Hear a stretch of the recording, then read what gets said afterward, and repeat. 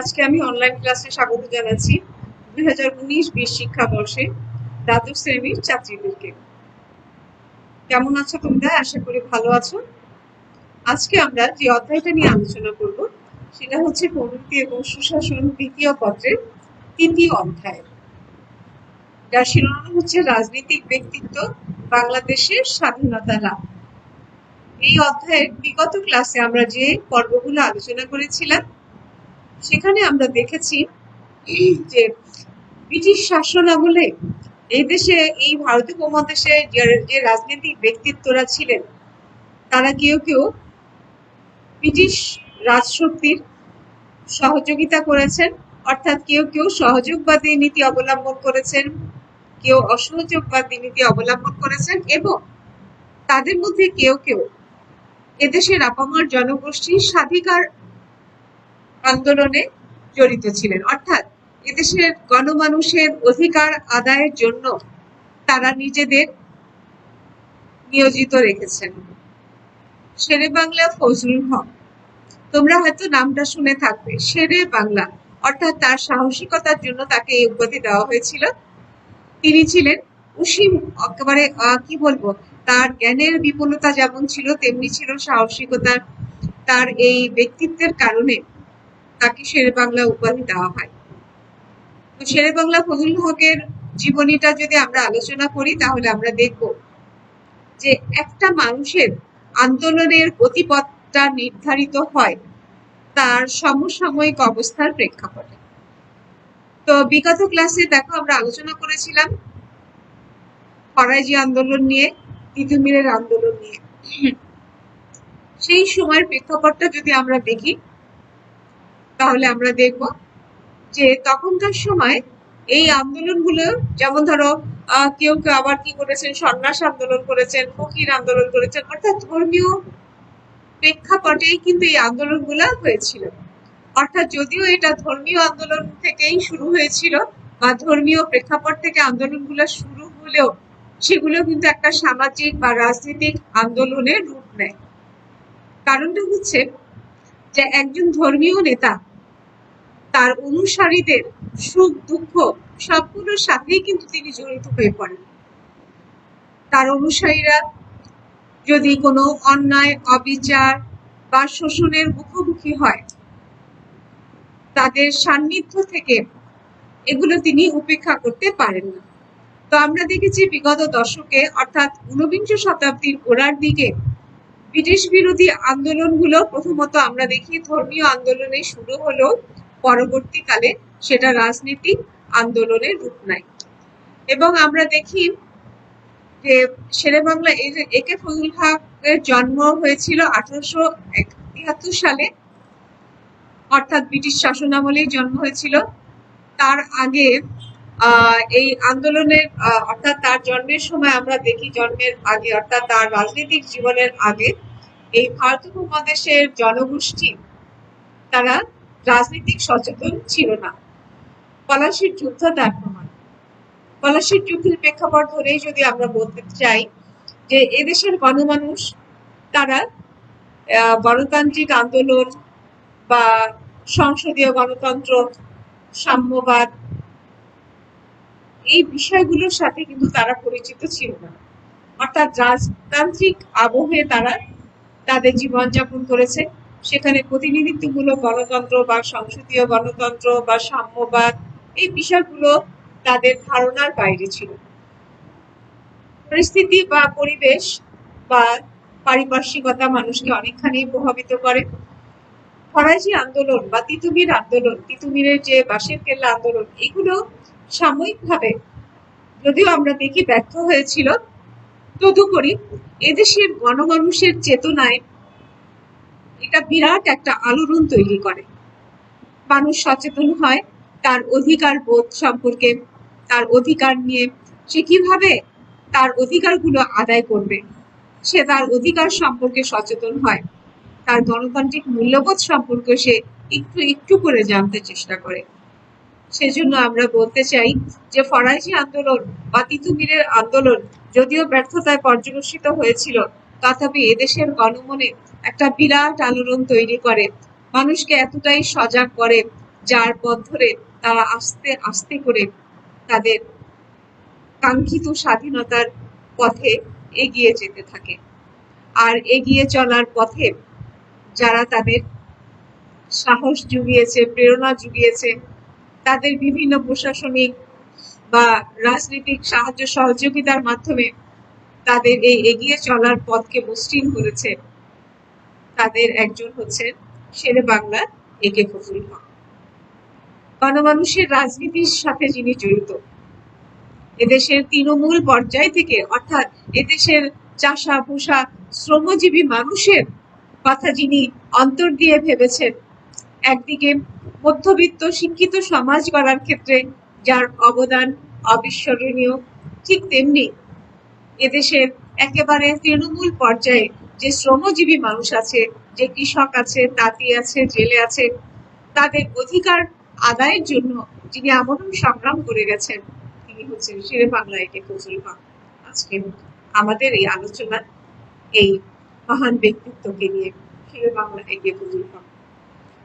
শেরে বাংলা একে ফজলুল হকের জন্ম আমরা দেখি 1831 সালে বরিশাল জেলায়, বর্তমানে যেটা ঝালকাঠি জেলা হিসাবে পরিচিত, অর্থাৎ বৃহত্তর বরিশাল বিভাগ, এখন যে বৃহত্তর বরিশাল বিভাগ, সেই বরিশাল বিভাগেরই ঝালকাঠি জেলায় রাজাপুর উপজেলায় সাতুরিয়া গ্রামে তার জন্ম।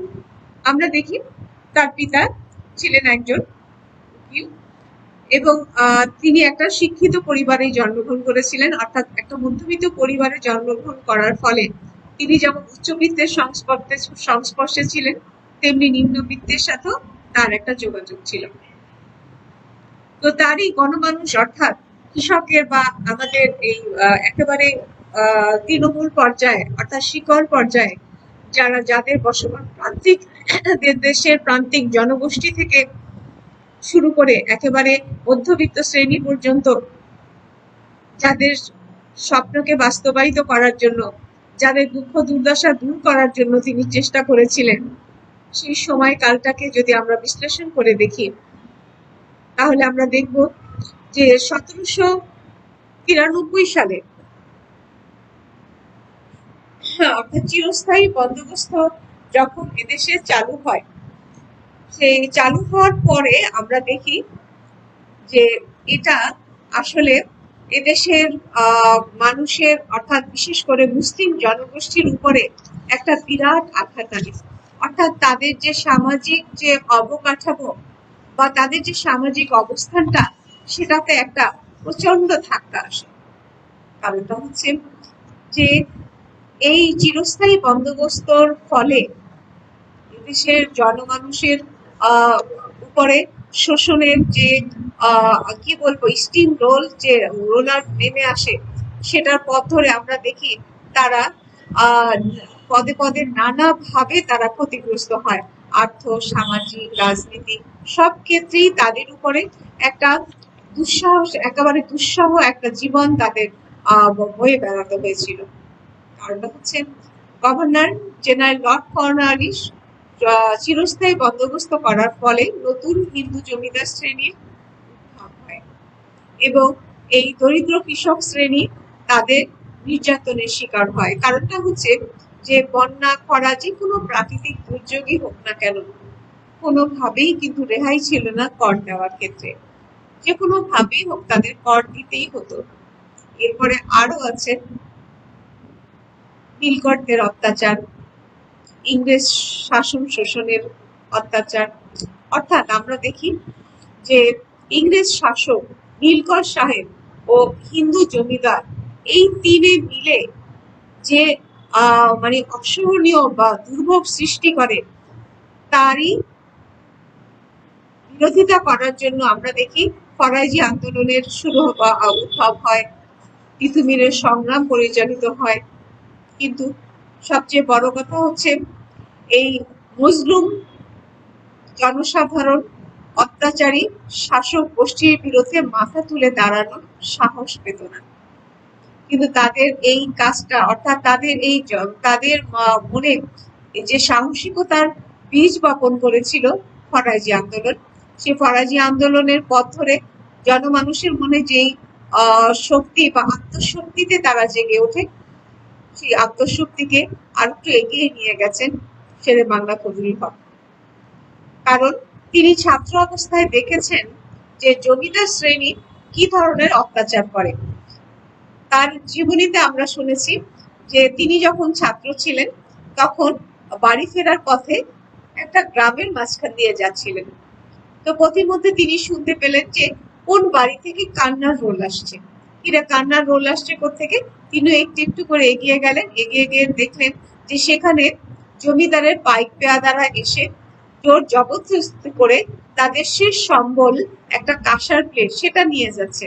তখন তিনি বললেন, কি ব্যাপার, তোমরা এটার জন্য এত কান্না করছো কেন? বলে, আমাদের বাপ দাদাদের এই একটা চিহ্নই আছে, সবই চলে গেছে, আর কিছুই নেই।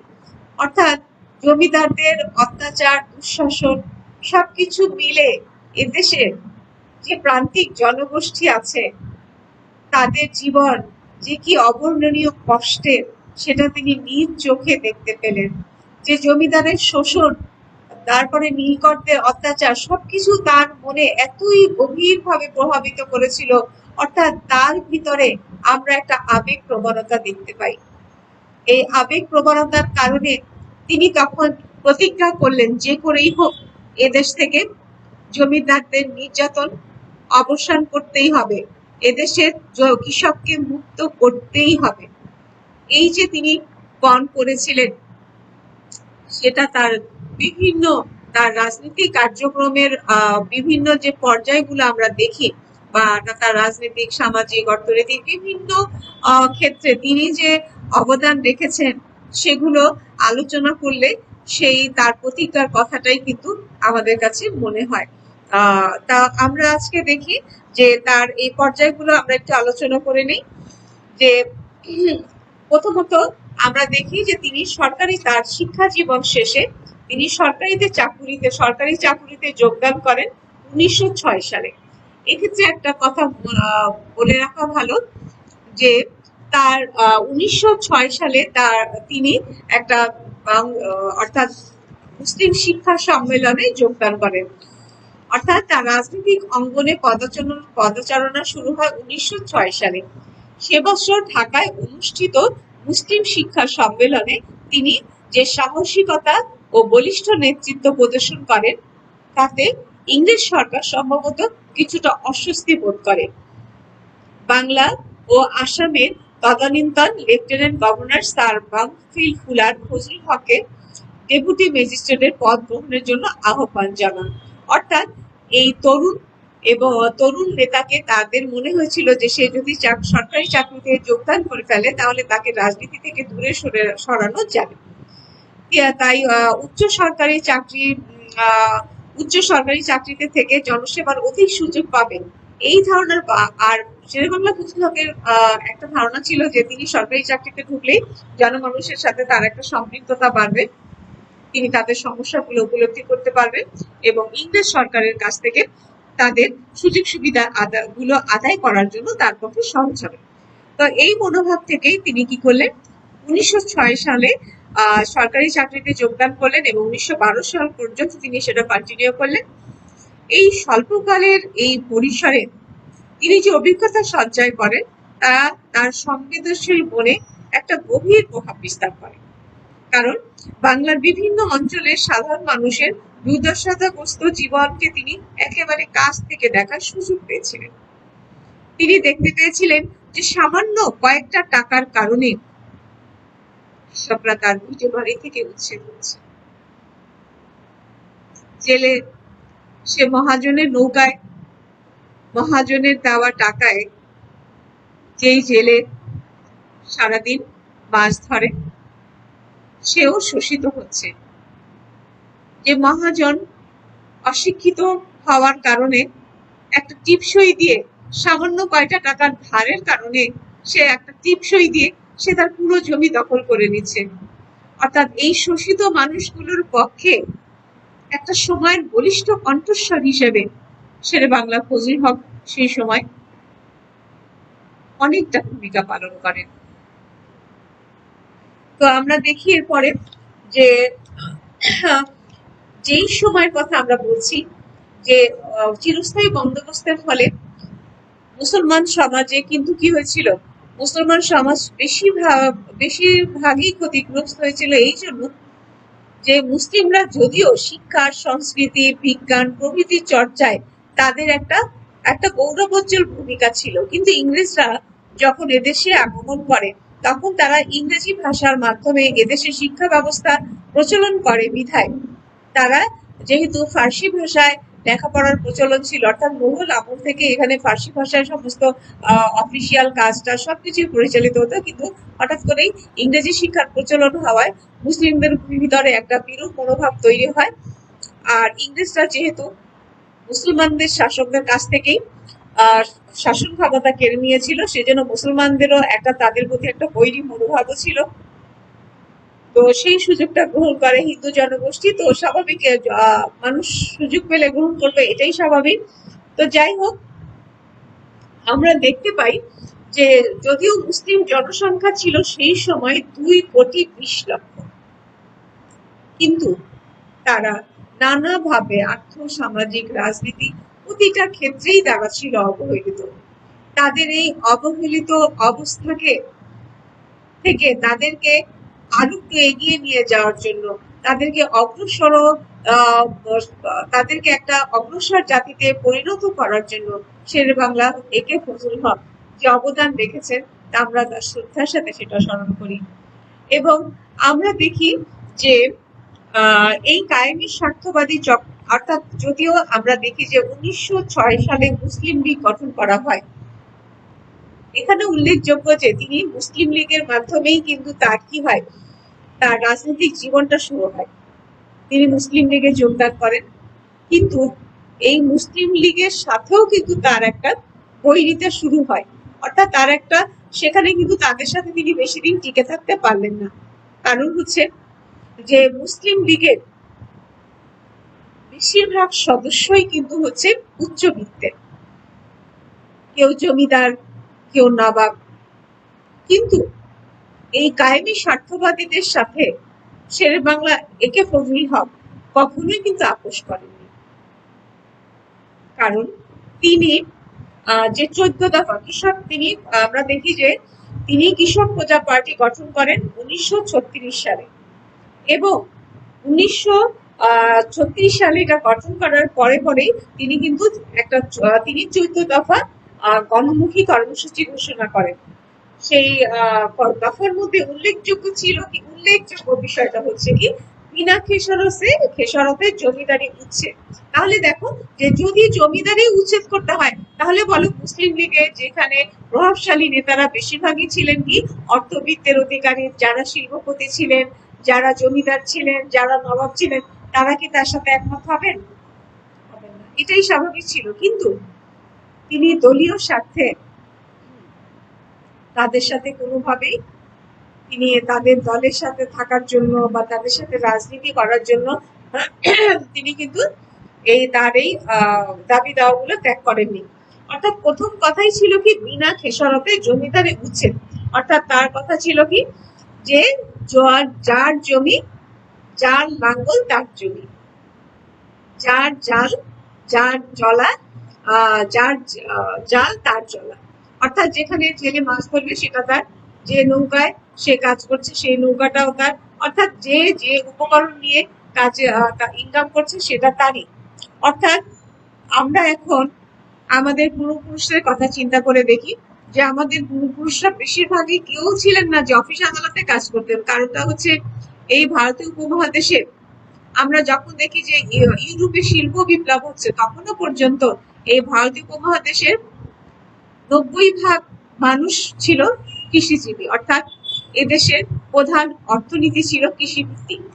তো এই কৃষিভিত্তিক অর্থনীতিতে যদি কৃষকের ন্যায্য পাওনা না দেওয়া হয়, তাহলে বিরাট একটা জনসংখ্যাই কিন্তু অর্থনৈতিক উন্নয়ন থেকে বঞ্চিত হচ্ছে, তাদের যা দাবি, ন্যায্য দাবি থেকে তারা বঞ্চিত হচ্ছে। তাহলে এই কৃষককে তার ন্যায্য দাবি বা তার অধিকার ফিরিয়ে দেওয়ার জন্য মহাজনের এই চক্রবৃদ্ধি সুদের হাত থেকে দরিদ্র মানুষকে বাঁচানোর জন্য তিনি অনেকগুলো আইন পাশ করেছেন, যেগুলো আমি পরে আলোচনা করছি। আর এই 14 দফার মধ্যে উল্লেখযোগ্য কি ছিল? সুদ নিয়ন্ত্রণ আইন প্রণয়ন, অর্থাৎ চক্রবৃদ্ধি সুদের হারের চক্রে পড়ে যেই কৃষক সর্বশান্ত হচ্ছে, যেই দরিদ্র মানুষগুলো নিঃস্ব হয়ে যাচ্ছে, তাদের বাঁচানোর জন্য তিনি নিয়ম করলেন কি, তিনি দফা দিলেন যে সুদ নিয়ন্ত্রণ আইন প্রণয়ন করতে হবে। এরপরে তিনি শিক্ষা খাতের জন্য তিনি বললেন অবৈতনিক প্রাথমিক শিক্ষা প্রবর্তন করতে হবে, ঋণ সালিসি বোর্ড গঠন, বাংলার পূর্ণ স্বায়ত্তশাসন প্রতিষ্ঠা। অর্থাৎ 1936 সালে তিনি কৃষক প্রজা পার্টি গঠন করেন এবং তিনি 14 দফা গণমুখী কর্মসূচি প্রণয়ন করেন, যার উল্লেখযোগ্য 5টি ধারা আলোচনা করলে আমরা বুঝতে পারবো যে তার রাজনীতির উদ্দেশ্যটা ছিল গণমুখী, জনগণের কল্যাণে।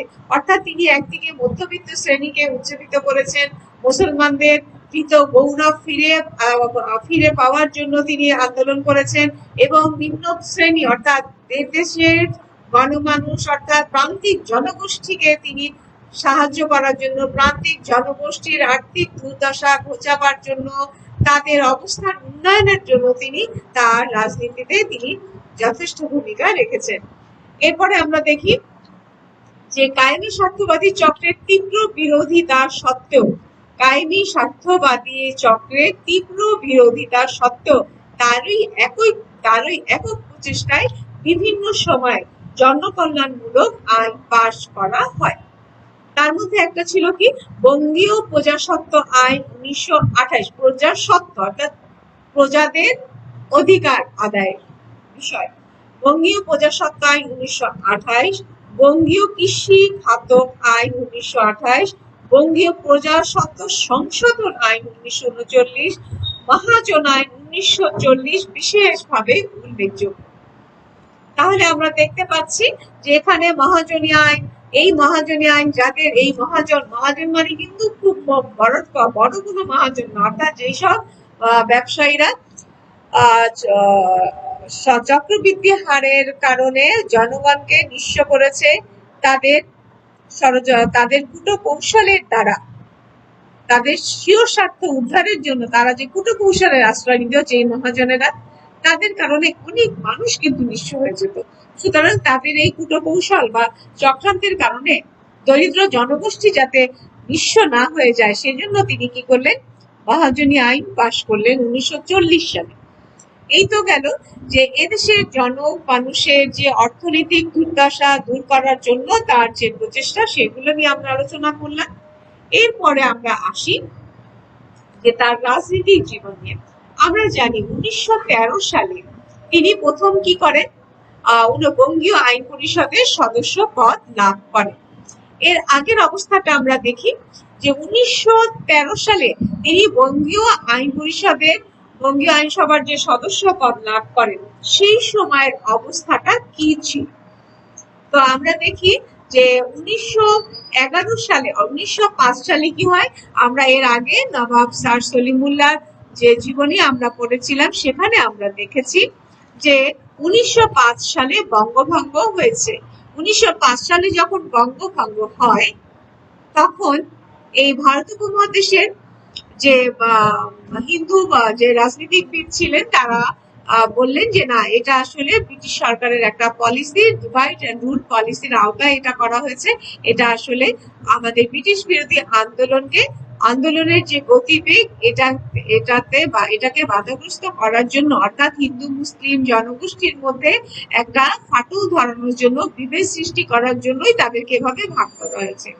যদিও সে সময় মুসলিম জনসংখ্যা ছিল 2 কোটি উপরে, এর আগে বলেছি। তো এই পূর্ববঙ্গে অর্থাৎ বঙ্গভঙ্গটা আসলে তৎকালীন সময়ে পূর্ববঙ্গের যে মুসলিম জনগোষ্ঠী আছে, তাদের আর্থসামাজিক রাজনৈতিক উন্নয়নের জন্য অনেকখানি প্রয়োজন ছিল, এটাও একটা সময়ের দাবি ছিল। তথাপি হিন্দু রাজনীতিবিদ যারা ছিলেন, তাদের আসলে বিরোধিতার কারণে এটা হয় নাই। তাদের বিরোধিতা করার পেছনেও তাদের একটা আত্মপক্ষের একটা যুক্তি ছিল। তো সে কথায় আমরা পরে আসি। তো যাই হোক, এখন এই একটা অবস্থা, অর্থাৎ যখন তাদের বিরোধিতার কারণে 1911 সালে কি হলো, যে বঙ্গভঙ্গটা রহিত করা হলো। রহিত করা হলে এদেশের মুসলমান জনগোষ্ঠীর ভিতরে একটা বিরূপ প্রতিক্রিয়ার সৃষ্টি হয়। তারা মনে করলো ইংরেজ সরকার শুধুমাত্র হিন্দু জনগোষ্ঠীর কল্যাণেই কাজ করবে, তাদের কথাই শুনবে, আমরা এখানে উপেক্ষিত হচ্ছি। এই উপেক্ষিত বা বঞ্চিতের মনোভাব তাদের ভিতরে যে মনোকষ্ট সৃষ্টি করে, সেই প্রেক্ষাপটে সেই সময় কিন্তু কি করলেন, 1913 সালে তিনি বঙ্গীয় আইনসভার নতুন সদস্য হিসাবে বাজেট অধিবেশনে তিনি যে বক্তব্য রাখেন তাতে তার আন্দোলনবাদী ভূমিকাটা ধরা পড়ে। তিনি ইংরেজ সরকারের প্রতি সতর্কবাণী উচ্চারণ করে বলেন, আমার মনে হয় সরকারের পক্ষ থেকে এখন আমাদের অন্যদিকে সরে যাবার সময় এসেছে। এই প্রেসিডেন্সি 2,20,00,000 মুসলমান সরকারের নিকট থেকে যে বিবেচনা প্রত্যাশা করেছিল তা সরকারের কাছে অর্থহীন বলেই মনে হয়েছে। এই কারণেই তারা কি করেছে, বঙ্গভঙ্গ রদ করেছে। তো এই কথাটার পিছনেও যথেষ্ট যুক্তি ছিল। তারপর আমরা দেখি যে তিনি তার রাজনৈতিক ব্যবস্থার মানে আগাগোড়া পুরাটাই তিনি কি করেছিলেন, যে এদেশের যেমন গণমানুষের অধিকার আদায় করার চেষ্টা করেছেন, এদেশের কায়েমি স্বার্থবাদী গোষ্ঠীর রক্তচক্ষু উপেক্ষা করে তিনি জমিদারি উচ্ছেদের কথা তিনি বলেছেন। এই সাহসী উচ্চারণটা তিনি কিন্তু প্রথমেই করেছিলেন, যে তিনি আমরা বলতে পারি যে একটা সময় সাহসী কণ্ঠস্বর হিসাবেই কিন্তু শেরে বাংলা এ.কে ফজলুল হক তার ভূমিকা পালন করে গেছেন। যদিও তিনি তার দলের মধ্যে থেকেই অনেক সময় তিনি বিরোধিতার সম্মুখীন হয়েছেন। এরপরে আমরা দেখি যে তিনি শিক্ষার কথা, শিক্ষার প্রসঙ্গে যদি আমরা বলি, যে শেরে বাংলা এ.কে ফজলুল হক শিক্ষানুরাগী ছিলেন। তিনি নিজেও বিভিন্ন বিষয় তিনি পড়াশোনা করেছেন। তার শিক্ষাগত যোগ্যতার প্রসঙ্গে আমরা আগে বলেছি।